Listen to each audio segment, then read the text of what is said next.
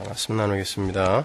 요한복음 13장 18절에서 38절까지 함께 봉독하겠습니다. 내가 너희를 다 가리켜 말하는 것이 아니라 내가 나의 택한 자들이 누구인지 알미라. 그러나 내 떡을 먹는 자가 내게 발꿈치를 들었다 한 성경을 응하게 하려는 것이니라. 지금부터 일이 이루기 전에 미리 너희에게 이름은 일이 이룰 때에 내가 그인 줄 너희로 믿게 하려 함이로라. 내가 진실로 진실로 너희에게 이르노니 나의 보낸 자를 영접하는 자는 나를 영접하는 것이요 나를 영접하는 자는 나를 보내신 이를 영접하는 것이니라.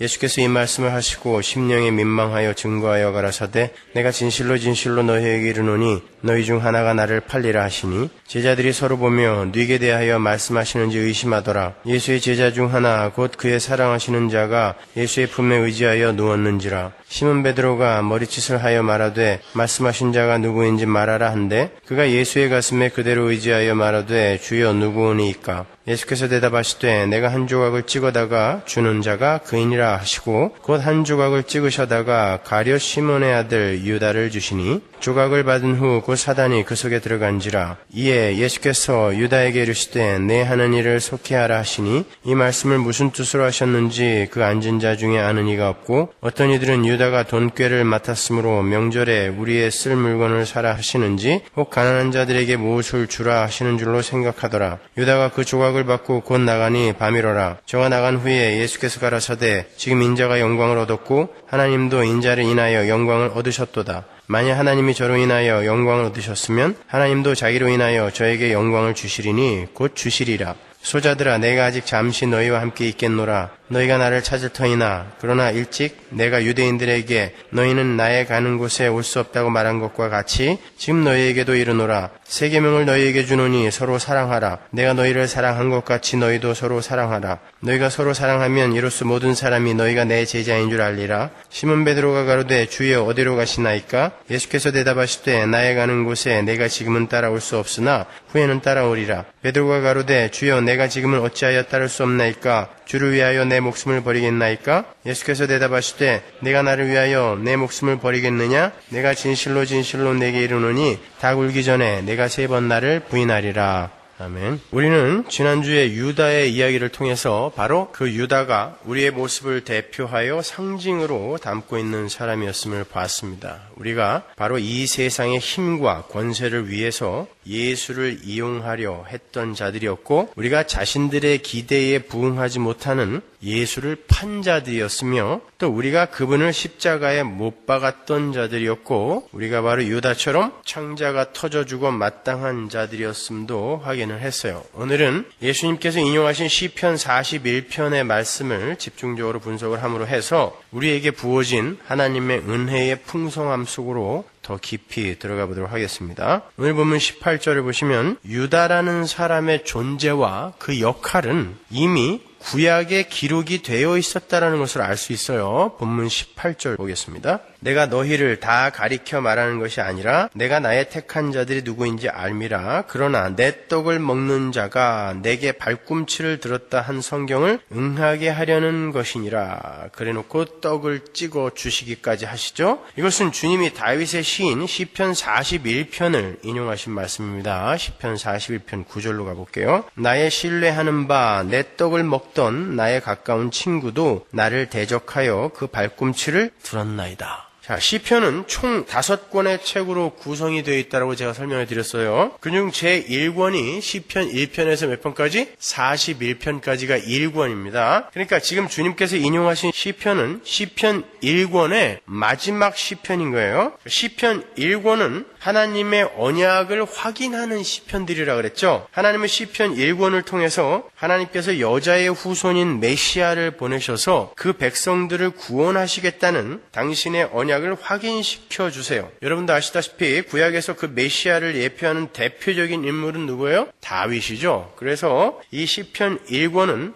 41편 모두 다윗의 시편이에요. 우리는 그러한 다윗의 시편들을 보면서 하나님의 언약이 예수 그리스도의 삶을 주관하셨던 것처럼 하나님의 언약이 메시아를 상징했던 인물인 다윗과도 함께 했다는 것을 알 수 있어요. 시편 22편 같은 거 보면은 다윗의 삶과 예수님의 삶이 정확하게 일치한다는 것을 우리가 알 수 있죠. 잘 보시면 시편 1권의 첫 번째 시편과 마지막 시편이 같은 어구로 시작이 되고 있다는 것을 알 수 있어요. 그걸 무슨 구조라고 그랬어요? 수미 쌍관, 수미 일치. 그래서 인클루지오 기법이라고 그랬죠. 시편 1편 1절 보세요. 복 있는 사람은 악인의 꾀를 좇지 아니하며 주행인의 길에 서지 아니하며 오만한 자의 자리에 앉지 아니하고 1권의 마지막 41편 보세요. 빈약한 자를 권고하는 자가 복이 있으며 재앙의 날에 여호와께서 저를 건지시리로다.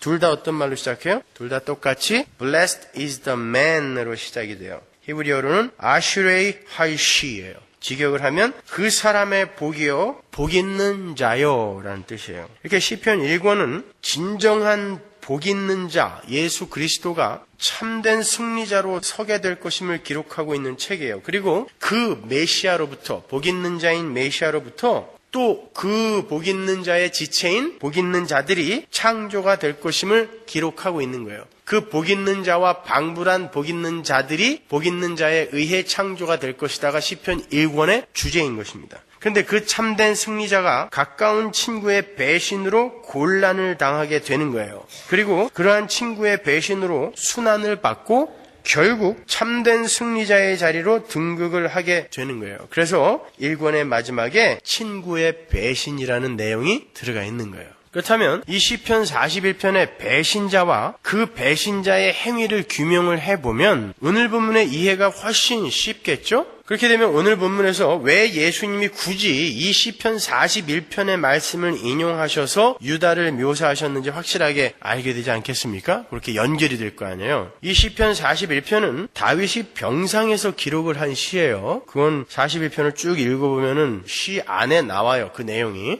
다윗이 병상에 있을 때 누군가에게 배신을 당한 일이 있어요. 언제죠? 바로 아들 압살롬에게 배신을 당했을 때예요. 그러니까 이 시는 다윗이 아들 압살롬에게 박해를 받던 시기에 쓴 시예요. 압살롬은 다윗이 오랫동안 병상에 누워있는 기회를 이용해서 이스라엘 백성들에게 공정한 재판관으로 자처하면서 이스라엘 국민들의 지지를 얻어냈고 급기야 다윗의 가장 친한 친구 중 한 사람이었던 아히도벨과 함께 반역을 일으켰어요. 이렇게 다윗이 가장 사랑했고 신뢰했던 아들 압살롬과 가장 신뢰했던 친구 아히도벨이 배신을 함으로 해서 다윗은 병상에서 일어나서 신발도 못 신고 도망을 가는 그런 신세가 됐죠. 그러나 다윗은 끝까지 아들 압살롬을 보호하려고 해요.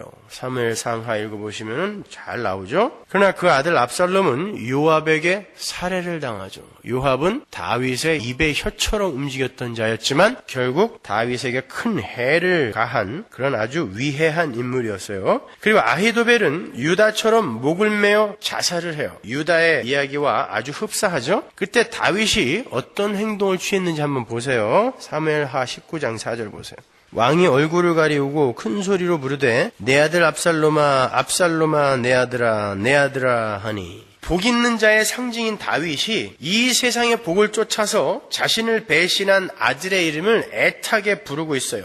예수와 유다의 모습인 거예요. 그러나 압살롬과 아히도벨은 유다와 마찬가지로 다윗의 은총을 받을 수 없는 불귀의 객이 되고 말죠. 그런데 이렇게 자신을 배신한 아들의 이름을 애타게 부르는 또 다른 이가 창세기에 등장하는데 거기 어디죠? 창세기 3장이죠. 9절 보세요. 여호와 하나님이 아담을 부르시며 그에게 이르시되 네가 어디 있느냐 아담아 아담아 부르고 계세요. 하나님이 가로되 내가 동산에서 하나님의 소리를 듣고 내가 벗었으므로 두려워하여 숨었나이다. 가라사대 누가 너의 벗었음을 내게 고하였느냐 내가 너더러 먹지 말라 명한 그 나무 실과를 내가 먹었느냐. 아담이 가로되 하나님이 주셔서 나와 함께 하신 여자 그가 그 나무 실과를 내게 주므로 내가 먹었나이다. 여호와 하나님이 여자에게 이르시되 내가 어찌하여 이렇게 하였느냐. 여자가 가로되 뱀이 나를 꿰므로 내가 먹었나이다. 여호와 하나님이 뱀에게 이르시되 내가 이렇게 하였으니 내가 모든 육축과 들의 모든 짐승보다 더욱 저주를 받아 배로 다니고 종신토로 흙을 먹을지니라. 내가 너로 여자와 원수가 되게 하고 너의 후손도 여자의 후손과 원수가 되게 하리니 여자의 후손은 내 머리를 상하게 할 것이요 너는 그의 발꿈치를 상하게 할 것이니라 하시고. 자, 압살롬의 이야기에서 등장하는 내 아들 압살롬아, 내 아들 압살롬아 하는 아버지의 부르심과 발꿈치라는 단어가 동일하게 여기 등장하죠. 그죠? 성경에 발꿈치라는 단어는 딱 3번밖에 안 나와요.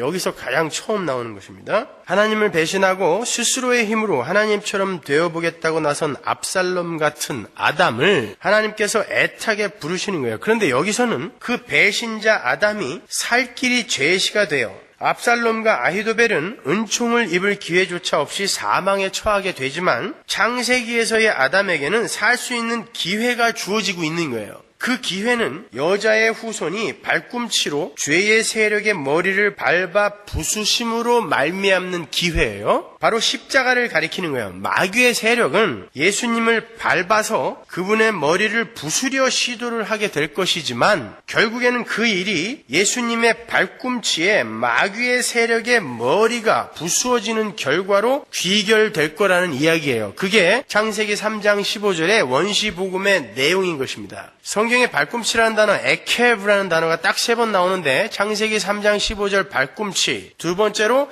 야곱과 에서의 이야기에서의 발꿈치, 야곱이 에서의 발꿈치를 잡죠. 에서의 발꿈치를 야곱이 무력하게 만드는 모양인 거예요. 붙드는 것입니다. 세 번째가 우리가 지금 공부하고 있는 시편 41편에 나와요. 딱 3번밖에 안 나와요. 그런데 그 셋 다 대반전의 이야기예요. 악의 세력은 항상 발꿈치로 하나님의 언약의 후손들을 밟으려 하는 자로 등장을 하고 하나님의 언약의 후손들이 결국 그 악의 세력의 머리를 발꿈치로 밟아 부수는 것으로 결론이 나게 되는 거예요. 뱀, 에서, 압살롬 모두 발꿈치를 들어서 자신이 섬겨야 할 자를 밟으려다가 결국 자신이 그 상대의 발꿈치에 밟히게 되는 자들로 등장하는 거예요. 여기에서 시편 41편에서 발꿈치를 들다라는 어구는요, 그가 발꿈치를 크게 만들었다라는 의미예요. 직역을 하면은. 그 말은 종이 주인을 차버리고 큰 발로 차버리고 도망을 하는 모습에서 따온 표현이에요. 그래서 루터는 그 어구를 그가 발로 그를 밟았다라고 그것을 번역을 하기도 했어요. 의역을 해서. 정리를 하면 이런 것입니다. 언약의 후손은 이 세상에서 악의 세력의 발꿈치에 밟히는 모습으로 당하게 되는데 결국 그것이 하나님의 뜻 안에서 승리로 귀결이 되게 된다라는 말인 거예요. 성경이 메시아를 배반하는 세상 세력을 상징하는 압살롬을 어떻게 묘사하는지 한번 보세요. 사무엘하 14장 25절. 온 이스라엘 가운데 압살롬같이 아름다움으로 크게 칭찬받는 자가 없었으니 저는 발바닥부터 정수리까지 흠이 없습니다.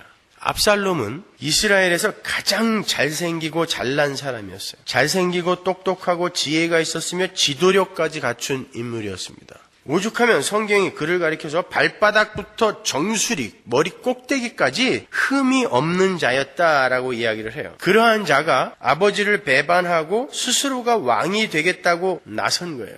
그게 바로 유다이며 잘난 바리새인들이며 뱀과 아담이에요. 아울러 그 모습은 하나님마저 종으로 부려서 자신들의 목적을 성취해내려 하는 목이 곧은 우리의 모습이기도 한 거예요. 창세기 3장 1절이 에덴 동산의 뱀을 가리켜서 가장 간교했다 그러죠. 교활했다라는 말이 아닙니다. 그 간교하다라는 단어는 오히려 아룸이라는 그 단어는 현명하다, 지혜롭다라고 더 많이 쓰이는 단어예요. 그러니까 뱀은 에덴 동산의 짐승들 중에 아주 뛰어난 짐승이었던 것입니다. 그래서 하와가 뱀하고 어울렸던 거예요. 그렇게 뛰어난 하나님 앞에서조차 자신의 잘남을 인정받고 싶어하는 그들이 아버지의 머리를 밟아보겠다고 나선 거예요. 그러나 결국 그 전쟁은 아버지의 승리로 끝이 나고 그 배신자들은 처참한 결국을 맞이하게 되는 거예요. 그렇게 인간들은 하나님 아버지 앞에서 강한 자로 서려 하면 안 되는 것입니다. 우리의 약함에서 하나님의 강함이 드러나야 하는 것이 창조의 질서예요. 그것이 바울 신학의 중요한 한 축이기도 해요. 약할 때 강함이 되신다라는 것이 인간이 하나님 앞에서 아름답고 지혜롭고 용감하고 유명한 자로 서게 되면 곧바로 타락의 길로 접어들게 되는 거예요. 그래서 성경이 하나님의 심판의 근거로 거인, 네피림, 유명한 자, 용사를 지목한 거죠. 창세기 6장으로 가서 한번 확인하고 갈게요. 4절.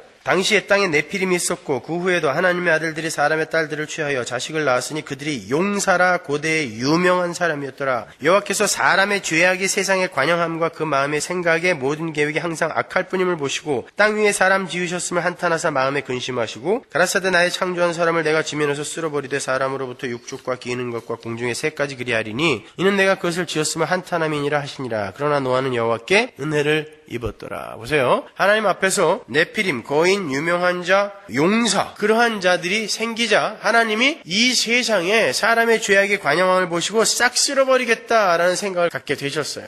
그런데 그 중에 하나님의 은혜를 입은 노아만이 하나님에 의해 건짐을 받는 것입니다. 이게 오늘 우리 본문에 그대로 이렇게 반복되어 나오고 있는 거예요. 아니, 성경 전체의 이야기가 바로 이 이야기인 것입니다. 하나님의 백성은 하나님 앞에서 용사요, 유명한 자요, 아름다운 자로 서는 것이 아니라 티끌이요, 아무것도 아닌 자요, 순종하는 자로 서야 되는 거예요. 그걸 자기 부인이라고 하는 것입니다. 근데 유대인들이 어떻게 했죠? 하나님 앞에서 용사인 척 했어요. 내가 율법을 다 지켰다고 너스레를 떨었습니다. 그러니까 우리의 소원대로 이 땅에서의 다윗 왕국을 회복시켜내라고 하나님에게 억지를 부렸어요. 윽박질러 댄 것입니다. 그러다 결국 하나님이신 주님을 로마에 팔아버렸죠. 자신들의 요구를 들어주지 않는 자는 그가 하나님일지라도 용서할 수 없다는 거예요. 우리는 어떻습니까? 우리는 주님 앞에서 용사인 척, 거인인 척, 유명한 자인 척 행세하고 있지 않습니까? 내가 마치 주님을 도와드릴 수 있는 사람처럼 대단한 자리에 올라앉아서 그분의 일을 거둘 수 있는 자처럼 주님은 우리의 도움이 없이는 아무것도 할 수 없는 그런 분처럼 행하고 여기고 있지 않는가 말이에요. 우리가. 그들이 주님을 향해 발꿈치를 드는 자들인 거예요. 주님보다 내가 더 소중하고 주님의 영광보다 나의 영광이 더 소중하고 주님보다 내가 더 강해야 하고 주님보다 내가 더 영광을 받아야 하기 때문에 나의 야망을 막는 자는 그게 주님이라 할지라도 발꿈치로 밟아버리고야 마는 거예요.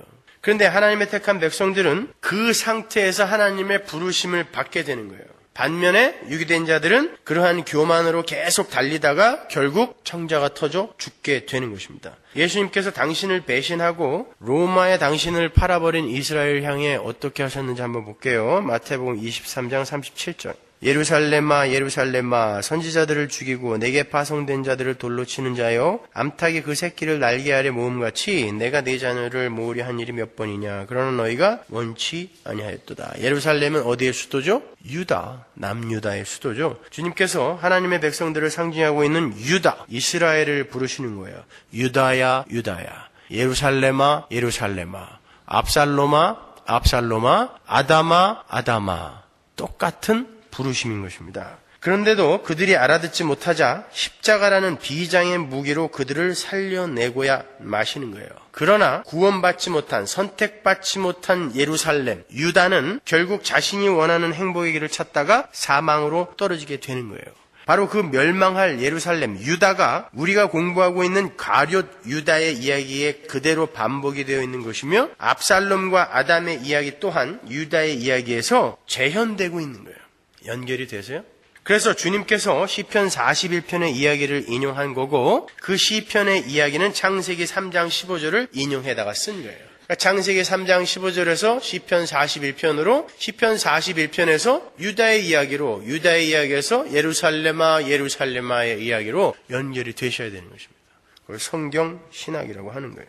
그렇다면 주님께서 자신을 배신하신 유다를 향해서 어떤 마음을 갖고 계셨다라는 거예요. 쭉 그걸 연결을 해보면 유다야 유다야 내가 너를 품기 위해 얼마나 애를 썼더냐. 그런데 네가 원치 않았다. 이게 바로 주님의 마음이고 죄인들을 향한 하나님의 마음인 거예요. 그래서 지난주와 이번 주의 설교 제목이 유다야 유다야인 거예요. 유다야, 유다야 하고 부르시는 주님의 음성에 반응을 해서 네 하고 돌아오는 자들이 하나님의 선택 안에 들어있는 자들이고 그게 바로 우리입니다. 제가 지난주에 바로 우리가 유다였습니다 그랬죠. 그렇죠? 그러나 우리는 바로 유다야, 유다야, 내가 너를 모으려고 이렇게 부르고 있어 라고 주님이 부르셨을 때 네 하고 반응을 한 거예요. 어떻게? 주님이 우리의 눈과 귀를 열어주셨거든요. 근데 주님이 그렇게 눈과 귀를 열어주지 않은 자들은 유다야, 유다야 아무리 불러도 밤으로 나가버리고 마는 것입니다. 그게 유다의 이야기고 그게 베드로의 이야기인 거예요. 오늘 본문으로 다시 돌아와서 26절을 보시면 주님께서 유다에게 떡을 찍어다가 주시는 장면이 나오죠. 26절 보세요. 예수께서 대답하실 때 내가 한 조각을 찍어다가 주는 자가 그니라 하시고 곧 한 조각을 찍으셔다가 가룟 시몬의 아들 유다를 주시니 그가 누구입니까? 하고 묻는 요한의 질문에 그는 유다야 라고 대답하시면 편할 걸. 주님이 내가 떡을 찍어다가 갖다가 먹여주는 그 자, 그걸 받아먹는 자가 바로 그인이라 라고 말씀을 하시고 그 떡을 찍어다가, 거기서 떡을 찍었다라는 것은 젓가락으로 푹 찍었다는 얘기 아니라 소스를 발랐다는 뜻입니다. 그때는 6월절이니까 무교병을 먹었을 거란 말이에요. 그럼 맛대가리도 없는 그런 누룩도 안 들어간 빵이잖아요. 그걸 소스에 찍어서 갖다 먹여주신 거예요. 히브리 사람들에게 있어서 떡을 나누고 먹여주는 행위는요, 가장 친밀한 사람에게 행하는 행위였어요. 여기서 주님이 뭘 보여주는 거냐면 주님은 끝까지 유다에게 호의를 베푸셨다라는 것을 보여주는 거예요. 유다야 하고 나는 끝까지 불렀다라는 것을 보여주는 거예요. 그러나 유다는 그것마저 뿌리치고 결국 밤으로 나가버린 거예요. 죄의 집요함과 어두움을 보여주는 것입니다. 그게 죄인들의 실존이에요. 그러니까 하나님의 은혜 밖으로 유기된 자들은 엄밀히 말해서 하나님이 그들을 선택하지 않고 사랑하지 않으셔서가 아니라 자기들이 하나님의 부르심을 거절하고 도망간 거예요. 마태복음 26장에 보면 주님께서 너희 중에 하나가 나를 팔 것이다 라고 말씀을 하시자 다른 제자들은 주여 내니까 라고 물었다고 하는데 유다는 어떻게 물었다 그래요? 유다만 라삐여 내니까 라고 물었다고 나온단 말이에요. 고린도서에 보면 하나님의 성령이 함께하지 아니하고는 도무지 예수를 주라 시인할 수 없다라는 말이 나오죠. 그렇죠? 마태가 일부러 유다의 이야기에서는 주여 내니까를 빼버린 거예요. 그리고 거기에다가 라삐어라는 단어를 끼워 넣은 것입니다. 이놈은 원래부터가 아니었다라는 것을 보여주는 거예요. 그와 반대로 똑같은 종류의 인간이었는데 하나님의 은혜를 입어서 구원에 이르게 되는 한 사람이 오늘 본문에 나와요. 그는 베드로죠.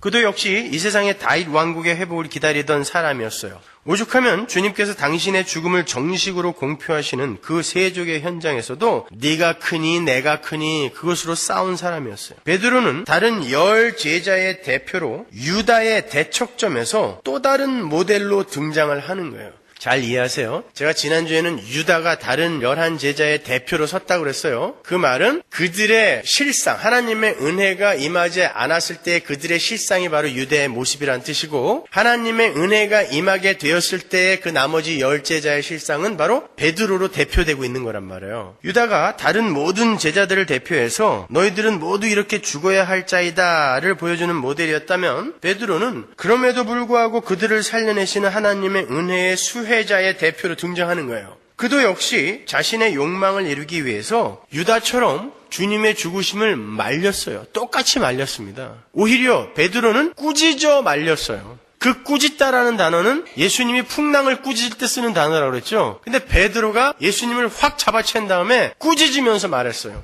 왜 죽는다고 그러는 거예요 도대체? 당신이 죽으면 우리는 뭐예요? 베드로가 그랬단 말입니다.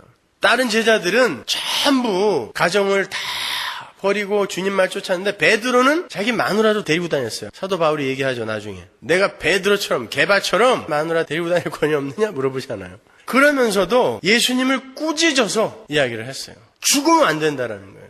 당신 죽으면 안 된다라는 거예요. 그러면 내가 버리고 온 것들과 내가 손해본 시간들 어떻게 되냐는 것이죠. 유다보다 더한 인간이에요. 사실은 베드로는. 그때 주님이 그에게 마귀야 사탄아 내 뒤로 물러가라 라고 말씀하셨어요. 마귀야 라는 뜻이에요. 그런데 그 주님께서 잡히시던 날 밤에 갑자기 이 중에 마귀가 하나 있다라고 말씀하셨어요. 그게 오늘 본문에 나오잖아요. 그러면 누가 가장 마음에 찔렸을까요? 당연히 베드로예요. 베드로는 얼마 전에 이 마귀야 라는 소리를 분명히 들었거든요. 그러니까 난가? 그래서 그는 주님 품에 안겨있던 요한에게 눈짓을 해서 그 누구인지 물어봐 라고 물어본 거예요. 누구인지 물어봐. 왜냐면 분명히 자기인 것 같거든요. 뿐만 아니라 주님을 판 유다가 자신의 행동을 뉘우치고 그는 무죄다라고 하고 성소에 돈을 집어던지고 목을 메어서 죽었을 때 그는 주님의 면전에서 주님을 3번이나 부인하고 있었어요. 나중에는 예수님과 베드로의 눈이 마주쳤다 그러죠. 한번 보세요. 이 정도면 베드로는 유다보다도 더 형편없는 사람임에 틀림없어요. 그는 닭 울기 전에 3번이나 주님을 부인한 자신의 나약하고 부끄러운 모습이 백일하의 폭로가 되자 나 같은 게 무슨 주님의 제자냐 하면서 고향으로 돌아가서 고기를 잡기 시작했어요.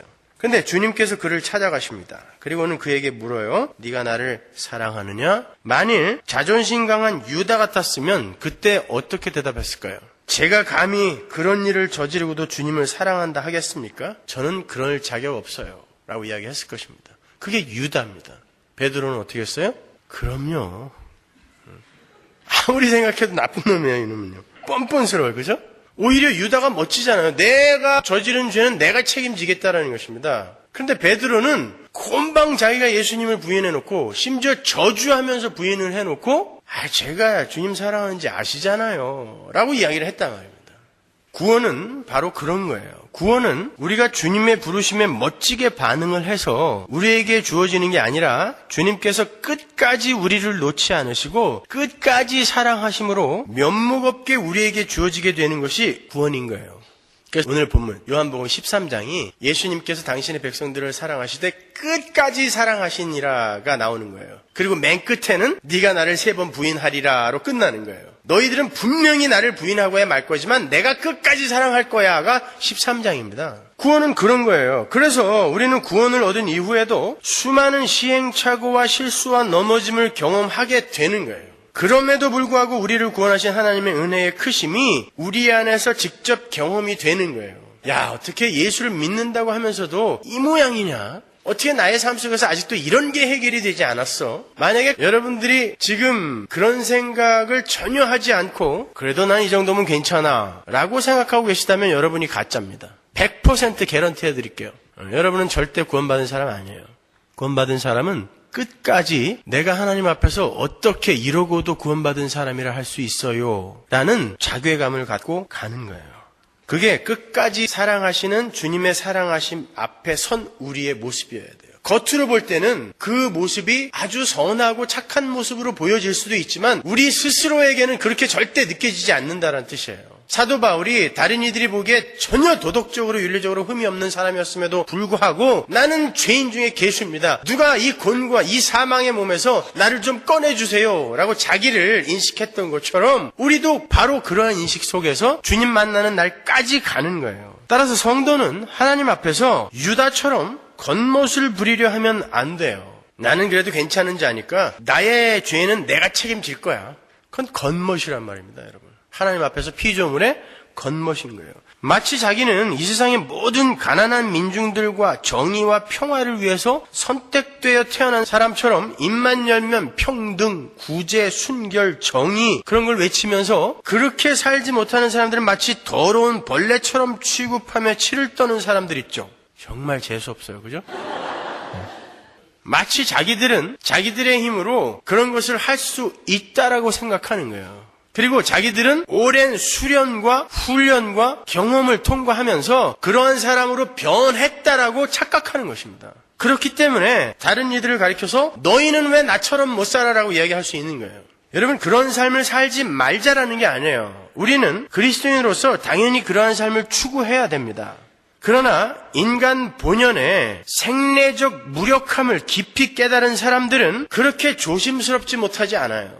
그런 사람들은 아주 조심스럽게 그리고 조용히 자기 먼저 스스로 그런 삶을 살기 시작해요. 그리고 조심스럽게 다른 이들에게 다가가서 권고를 하지 절대 다른 사람들의 치부를 드러내면서 너희들은 왜 그따위로밖에 못 살아? 라고 비아냥대지 못한단 말입니다. 그게 다른 거예요. 주님의 공로 앞에서 자신들의 무력함을 인정한 이들은 절대 선하게 살지 못하는 사람들을 가리켜서 손가락질 못해요. 왜냐하면 인간이 원래 그렇게 못 사는 자로 생내적 본성을 소유하고 태어난다라는 것을 말씀과 삶의 경험을 통해서 알게 되기 때문에 그렇습니다. 그럼에도 불구하고 그렇게 남을 가리켜서 거침없이 정죄하고 거침없이 그들에게 손가락질할 수 있는 자들은 자신의 잘못, 자신의 도장과 자신의 끈과 지팡이를 뒤에 살짝 감춰놓고 이거 들킬까봐 오히려 더 큰 소리 치는 거예요. 우리는 죽는 날까지 그게 안 돼요. 그럴 수가 없습니다, 여러분.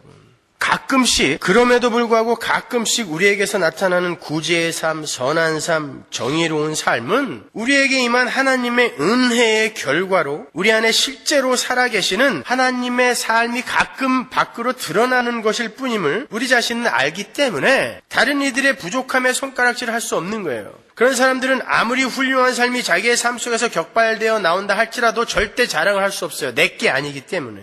자기 것이 아니기 때문에. 그리고 그렇게 살지 못하는 사람들은 원래 그렇게 못 사는 것이 정상이기 때문에 그들에게도 하나님의 은혜가 임했으면 좋겠다라는 강렬한 열망과 소원과 기도로 응원을 하게 되는 것이지, 야, 어떻게 성원학교에서 그렇게 많이 배워놓고도 아직도 저 모양이냐? 이렇게는 안 된단 말입니다. 그렇게 많이 배우신 여러분은 정말 잘 살고 계세요? 아니면서 왜 그러세요?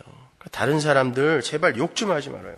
여러분, 주님께서 제자들에게 서로 발을 씻어주는 삶을 살라고 하시면서 내가 너희에게 행한 것 같이 너희도 행하게 하려고 본을 보였다라고 말씀하셨죠. 다시 한번 보고 갈게요. 13절 14절 보세요. 내가 주와 또는 선생이 되어 너희 발을 씻겼으니 너희도 서로 발을 씻기는 것이 옳으니라. 내가 너희에게 행한 것 같이 너희도 행하게 하려 하여 본을 보였노라.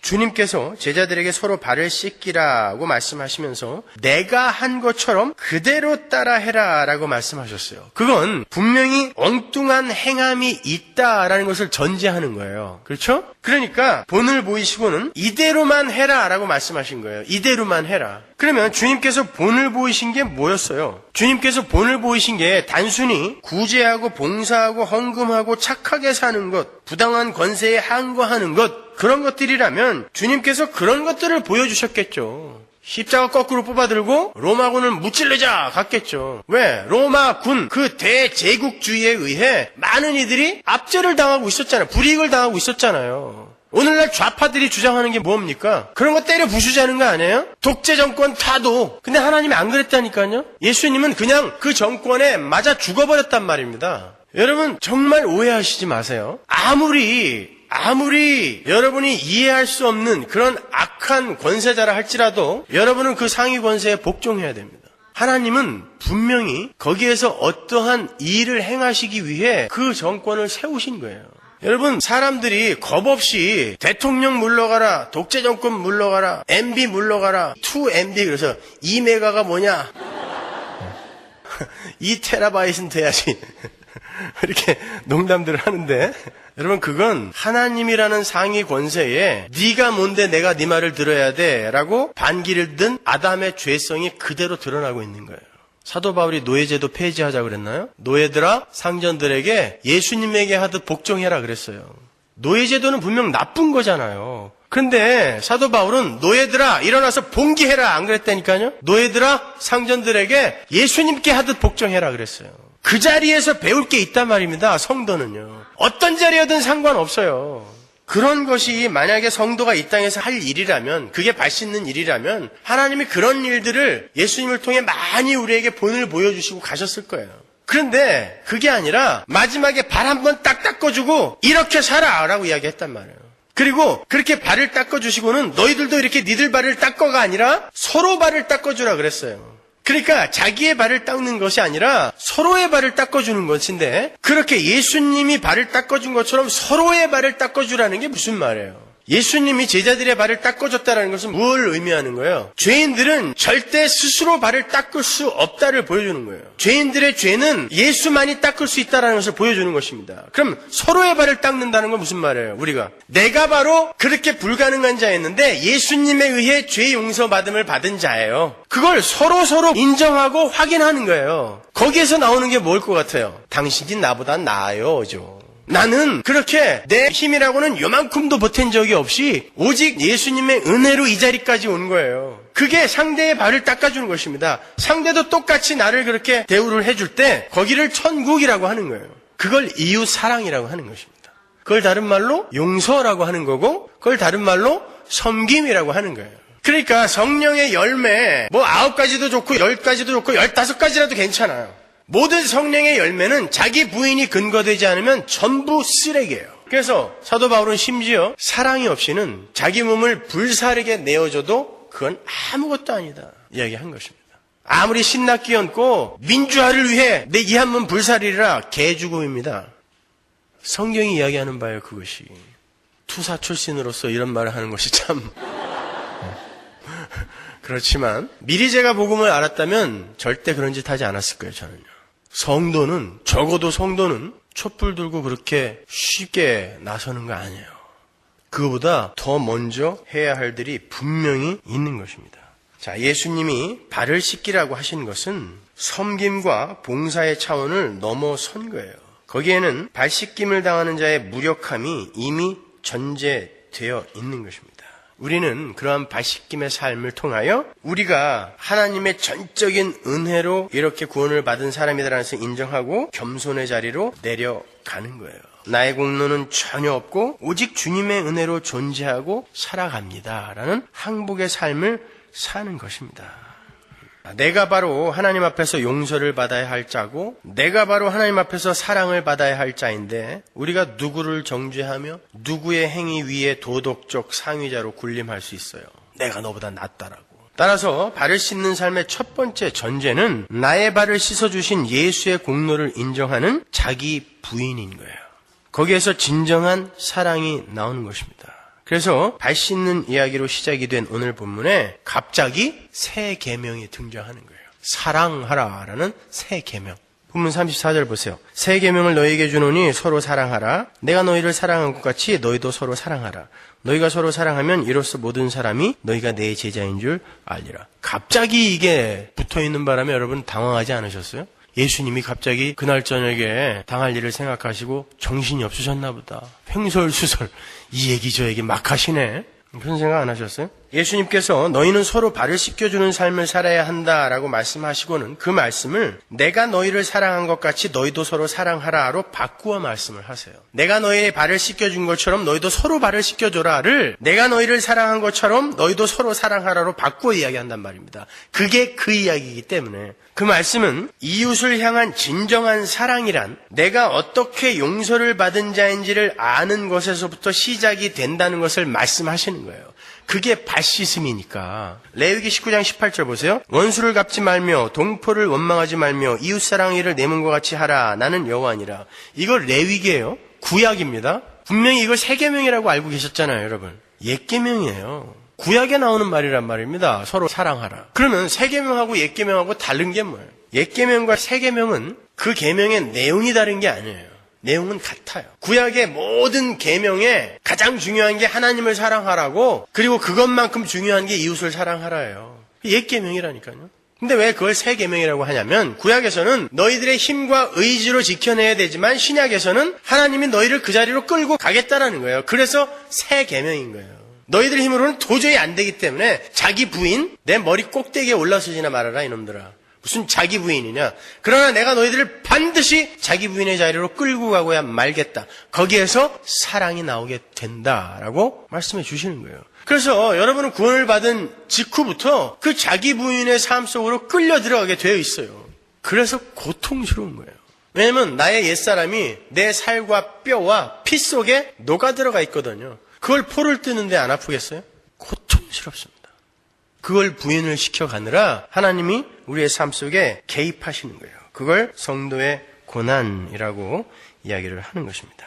그러니까 하나님 사랑과 이웃 사랑이라는 것은 예수 그리스도의 십자가 은혜에 의해서 용서받은 자들의 삶 속에서 하나님 앞에서의 나라는 존재가 완전히 부인이 되어질 때에 자연스럽게 격발이 되는 것이다라는 거예요. 내가 제일 무력하고 내가 제일 더러운 인간임이 자각된 사람에게 다른 이들을 향한 정죄의 몸짓이 나올 수가 없죠. 내가 제일 큰 빚을 진 자임을 알게 된 사람이 나에게 몇 푼 빚진 자들을 용서하지 못할 일이 없어요. 그렇게 더럽고 추한 나에게 아무런 대가를 요구하지도 않으시고 거저 용서해 주신 하나님을 어찌 사랑하지 않을 수 있겠습니까?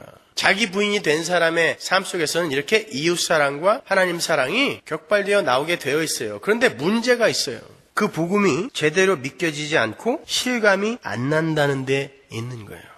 여러분, 우리 서문화 교회에서는 사기치지 말고 정말 솔직히 한번 생각해 보자고요. 여러분, 그 복음이 정말 여러분의 삶 속에서 실감이 되십니까? 잘 안 돼요. 그래서 우리가 이렇게 사는 것입니다. 심지어 우리는 천국과 지옥에 대한 실감도 별로 없어요. 그러니까 겁없이 막 사는 거예요.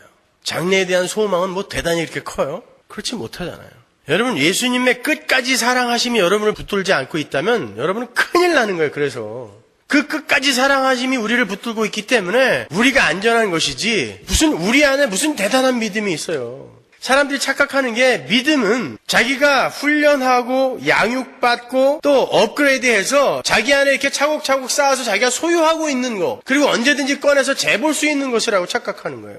신앙이라는 건 그렇게 자기 안에 쌓아놓고 소유하는 게 아닙니다. 신앙은 total dependence, 신앙을 인디펜던스로 향하는 길이라고 생각하는 사람들이 있어요. 하나님, 나는 이제 이 정도 믿음이 됐으니까 이제 다른 사람이 신경 쓰세요. 저 정병주나 동규나 거기 가서 걔네들이나 잘 봐주세요. 나는 괜찮아요. 이제 믿음이 이만큼 됐으니까. 이걸 신앙의 성숙이라고 착각해요. 신앙의 성숙은 total dependence. 하나님, 가면 갈수록 어떻게 하나님 없이 나는 살 수가 없어요. 완전히 나는 당신한테 올인할 수밖에 없네요. 그게 신앙의 성숙입니다. 그런데 믿음을 자기 안에 쌓아서 자기가 이만큼 가지고 있다고 생각해요. 그래서 수시로 또 재봐, 자기들끼리.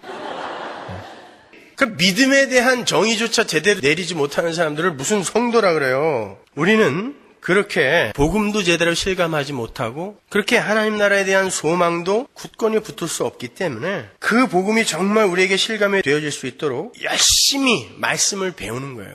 그리고 우리의 신앙생활 속에서 우리의 불가능함과 무력함을 계속해서 폭로당하는 거예요. 따라서 우리가 정말 우리의 힘으로 사심없이 사랑할 수 없다는 것을 배우기 위해서는 열심히 의지를 발동해서 사랑해야 돼요. 이게 기독교의 역설입니다.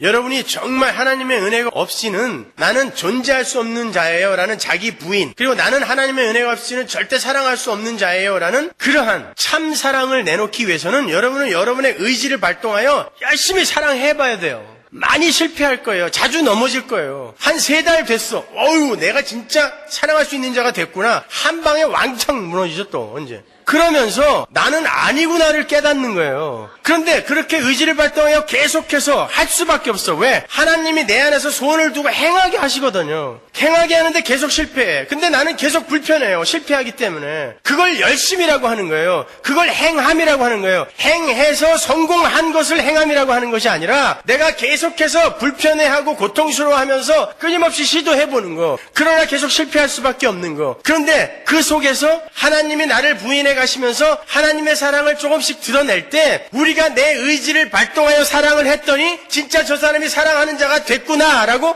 하나님이 쳐주시는 거예요. 그렇게. 그리고 사람들에게도 그렇게 보여지는 것입니다. 그걸 행함이라고 하는 거예요. 그래서 성화는 100% 우리가 하는 거고 100% 하나님이 한다라는 거예요. 100% 우리가 하고 100% 하나님이 한다 그러니까 하나님이 원하시는 그 분량까지 100% 내가 이루어내야 된다라고 생각하는 사람들이 있어요. 그건 안 된단 말입니다. 그걸 완전 성화라고 하는 거예요. 그건 이단이란 말입니다. 그건 안 된단 말이에요. 그럼 100% 우리가 한다라는 건 무슨 말이냐면 하나님이 거기까지 끌고 가실 때 100% 내가 내 몸으로 그걸 전부 감내해내야 된다라는 거예요. 그 실패, 넘어짐 내가 다 경험해내야 된다라는 거예요. 하나님이 나 의지와 상관없이 여기서 여기로 갔다 안 논다는 이야기인 것입니다. 그게 100% 내가 한다라는 뜻인 거예요.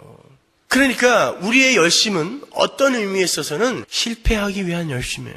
자기를 부인하기 위한 열심이어야 돼요. 그런데 나중에 보면 그것이 나를 성숙시키는 열심이 되어 있는 거예요.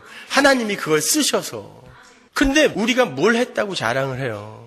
그러한 과정들을 전부 통과하고 종국에는 우리의 의지가 원하는 대로 사랑을 할 수 있는 자로 우리는 완성이 되는 것입니다. 거기를 하나님 나라라고 하는 거예요. 따라서 자기 부인이라는 신앙의 성숙의 자리에 깊이 들어간 사람일수록 사심없는 사랑을 할 수 있게 되는 거예요. 여러분은 지금 유다와 베드로 둘 중에 누구의 삶과 가깝습니까?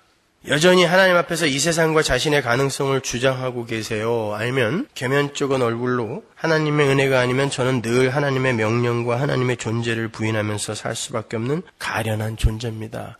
절 좀 도와주세요 라고 하면서 살고 계세요. 후자가 정말 강한 자인 것입니다. 하나님 없이는 저는 도저히 살 수 없어요. 그것이 신앙인 거예요. Total dependence. 왜 요한복음 13장이 예수님이 당신의 백성들을 끝까지 사랑하셨다로 시작이 되는지 아시겠죠? 끝까지 사랑하심이라는 것은 배신을 전제하는 어구인 거예요. 유다나 베드로나 요한이나 모두 다 예수님의 끝까지 사랑하심의 은혜를 입지 않고는 절대 밤에서 건져질 수 없다는 것을 보여주시기 위해 그렇게 시작이 되는 거예요. 모두 다 유다와 같은 운명에 처해져야 되지만 주님의 끝까지 사랑하심을 입은 자들은 결국 하나님의 백성으로 완성이 되고야 만다라는 것을 13장이 보여주는 것입니다. 우리가 스스로의 힘으로 주님 앞에서 강한 자, 용사, 유명한 자, 아름다운 자로 설 수 있다면 십자가가 왜 필요해요? 우리의 사랑은 수시로 변하지만 예수님의 사랑만이 끝까지 변함없이 우리를 지키시기에 우리가 밤에 속하지 않을 수 있었던 것입니다. 더 겸손해지세요. 예수님의 사랑은 한 번 그 대상을 정하시면 그 대상의 행함이 어떻든지 간에 끝까지 사랑해 내시고야 마시는 거예요. 오히려 그것을 경험해 보시란 말이에요. 쉽지 않지만. 그래서 그 끝까지 사랑하심의 모델로 유다와 베드로가 등장하고 있는 거예요. 우리는 유다이기도 하고 베드로이기도 한 자들인 거예요. 유다처럼 가망이 없던 자들이었는데 베드로처럼 용서를 받은 것입니다. 그게 끝까지 사랑하심이에요. 그러한 예수님의 끝까지 사랑하심 안에 들어있는 사람들은 점점 자신을 포기하게 돼요. 옛사람이 추구하던 야망에서 내려앉습니다. 반면에 새로운 사람의 새로운 삶을 열심히 추구하게 돼요. 많이 실패하지만. 그러나 그러한 실수와 넘어짐 속에서 우리는 차차 우리 자신과 이 세상을 놓아가게 되는 것이고 결국 하나님 앞에 온전히 순종하는 자로 완성이 되어지는 거예요. 오늘날의 성공주의, 물질주의, 기복주의에 물든 거짓 기독교는 하나님의 힘을 이용해서 내 꿈을 펼치라고 종용하고 있어요. 기독교는 네 꿈을 펼쳐라가 아니라 하나님의 꿈이 펼쳐지도록 내 꿈을 내려놓아라가 맞습니다. 네 꿈을 접어라가 맞는 거예요. 오늘 본문에 보면 유다가 나가자마자 주님께서 영광을 얻었고 그것이 하나님께 영광이 되었다라고 나오죠. 유다가 나갔다라는 것은 이제 예수님이 십자가에서 죽으시는 것이 확정이 되었다라는 거예요. 이제 팔러 나간 거니까. 떡까지 찍어줬는데 나갔으니까 이제 끝난 것입니다. 그런데 그것이 자신의 영광이 되고 하나님께 영광이 되었다 그래요. 우리가 하나님의 영광을 부여받아서 하나님의 영광을 소유하게 되는 것은 예수님처럼 완전한 자기 부인이 되었을 때를 이야기하는 거예요. 우리는 거꾸로 생각하죠. 우리가 높은 자리에 올라가고 유명한 자가 되고 돈을 많이 벌면 우리가 영광을 받은 거고 그게 하나님께 영광이 된다라고 생각해요. 만약에 그게 영광이 되는 거라면 하나님은 아들이 출세한 것도 아니고 부자가 된 것도 아니고 로마의 황제가 된 것도 아니고 십자가에서 죽어버렸어요. 그런데 그게 어떻게 아버지에게 영광이 되겠습니까? 성경이 말하는 영광은 그런 영광 아니란 말이에요. 지금 힘의 원리가 설명하는 그런 것들이 영광이라면 고지론이나 청부론이 이야기하는 것처럼 그게 영광이라면 예수님은 십자가에서 그렇게 죽으면 안 되죠. 아버지에게 영광이 되려면 예수님이 로마의 황제가 되든가 세계의 정복자가 돼야죠. 다 내 아들이야. 이게 하나님께 영광이 되는 거 아니에요. 힘의 원리에 의하면. 근데 그 아들이 왜 죽습니까? 왜 십자가에 죽어요? 근데 그걸 갖고 성경이 나에게도 영광이 되고 이게 아버지에게 영광이래요. 그러니까 나에게 영광이 된다는 건 무슨 말이에요? 내가 하나님의 백성으로서 하나님의 뜻에 맞는 자로 나를 완전히 부인해내고 비워냈을 때, 내 뜻을 확 접었을 때에 하나님의 것이 나에게 부어져서, 하나님의 뜻이 나에게 부어져서 내 삶 속에서 하나님의 뜻이 이루어지는 걸 내 영광이라고 하고, 그렇게 나의 삶 속에서 아버지의 영광이 드러나게 된 나의 부인으로 말미암아 그 아버지의 뜻이 내 삶 속에서 드러났을 때에 그게 아버지께 영광이 되는 거예요. 우리는 그런 영광을 추구하면서 살아야 되는 것입니다. 그런데 너나 할 것 없이 전부 고지 꼭대기에 올라가서 무슨 하나님의 일을 하겠다라는 건 도대체 어디서 나온 거냔 말이에요. 여러분, 오늘날 인간들이 추구하는 이 세상의 힘은 하나님께서 당신의 계획을 이루실 때까지 한시적이며 유한하게 부어놓으신 작은 복의 모형일 뿐이에요. 그것도 복은 맞아요. 이 세상의 모든 것이 하나님의 복으로 유지되는 거예요. 그러나 그건 하나의 작은 모형입니다. 아름다운 음악, 천국의 복의 모형이에요. 아름다운 미술, 천국의 복의 모형이에요. 나의 아름다운 아내, 천국의 모형이에요. 왜 웃으세요? 돈, 천국의 풍요의 하나의 모형이에요. 그런데 그건 제한적이며 한시적인 거예요. 언제든지 사라질 수 있는 거예요. 따라서 그것으로 우리가 하늘의 풍요를 눈치채고 유추할 수는 있지만 거기에 올인을 해버리면 진짜 복을 놓치게 되는 거예요. 바라크를. 그래서 지난번에 캐나다에서 지금 목회를 하고 계신 우리 조화문 선배님이 그런 이야기를 하더라고요. 굉장히 그분 부자거든요. 저희 동네 서문고등학교, 배문고등학교 이런 게 전부 그분 아버지 거고 대단한 재벌집이에요. 본인도 저희 동네 방배동에서 큰 극장을 운영하고 대단히 돈을 많이 버신 그런 분인데 목사가 돼서 토론토에서 목회를 하세요.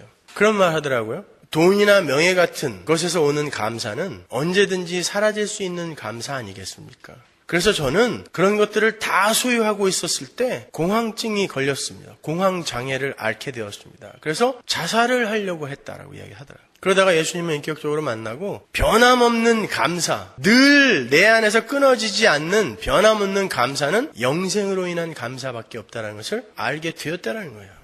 그리로 찾아가라는 거예요, 우리에게요. 언제 한번 저희 교회도 한번 모셔가지고 집회를 한번 해볼까 그러는데 저하고 같은 기획사에 있었거든요. 둘 다 망해갖고 둘 다 목사가 됐어요. 그래서 그 사장님에게 감사드려요, 늘. 하도 착취를 당해가지고. 자, 한번 생각해 보세요. 우리가 이 땅에서 지금 추구하고 있고 오늘날 교회라는 곳에서 서로 합의하여 쫓아가고 있는 게 뭐예요? 다시 한번 말씀드리지만 하나님이 이 땅에 조금 하늘의 풍요가 뭔지 유추하라고 우리에게 내려주신 제한적인 복의 모형들인 거예요. 그걸 쫓아가는 거예요. 우리 영희하고 새별이 아빠하고 짜장면을 먹고 있었어요. 근데 열심히 먹다 보니까 닭광이 하나밖에 안 남았어요. 그래서 둘이 합의를 했어요. 뺨을 있는 힘껏 때려서 울지 않는 사람이 먹기로 하자. 그래서 정병주가 먼저 영희를 있는 힘껏 때렸습니다. 영희가 눈물이 쏟아지려고 하는 찰나에 꾹 참았어요. 반드시 이걸 먹고야 말리라. 그래서 꼭 참고 이제 형 차례야. 그리고 정병주의 뺨을 때리려고 하는데 정병주가 닭광을 딱 집어서 영희 입에다 넣어줬습니다. 그냥 너 먹어라. 그리고 아줌마를 불러서 아줌마 단무지 한 접시 더 주세요. 여러분 보세요. 눈만 조금 돌리면 우리 아버지가 준비해 놓은 엄청난 풍요가 있는데 이 땅에 이만큼 복이라고 모형으로 놔둔 닭광 조각 하나 같은 거 갖고 전 세계 인류가 거기에 달라붙어 갖고 이 악물고 서로 뺨 하나씩 지금 때리고 있는 거예요. 나 안 울었어. 그게 전쟁입니다. 그게 다툼이고 그게 분열이고 뭐가 달라요? 아버지에게 돌아서서 아버지 단무지 한 접시 더 주세요 그러면 아버지가 정말 그거와는 비교도 할 수 없는 풍요를 준비하고 있는데 그걸 보지 못하고 그걸 생각하지 못하고 그 닭광 쪼가리 하나 갖고 온 세계가 지금 다투고 있는 거예요. 성도는 적어도 거기에서는 벗어나야 되는 거 아니에요? 그렇게 내가 부인이 될 때 그리고 이 세상의 힘이 부인이 될 때 진정한 가치와 진짜 새로운 내가 자아가 나에게 정말 얼마나 소중한 것인지 오롯이 다가오게 되는 거예요. 그러니까 성도는 이 땅에서 뭐 하는 거예요? 자기 부인하는 거예요. 예수님의 끝까지 사랑하심 앞에서 항복하고 하나님의 사랑이 없으면 저는 큰일 날 뻔했습니다 라고 무릎 딱 꿇는 것입니다. 거기에서 진정한 선행과 착함과 섬김과 헌금과 봉사와 구제가 나오는 거예요. 그렇지 않고는 그 전부 죄입니다. 그러니까 여러분 매일매일 나를 부인하시고 내가 추구하고 있는 세상의 힘을 자꾸 의도적으로라도 내려놓으셔야 돼요. 기도하겠습니다.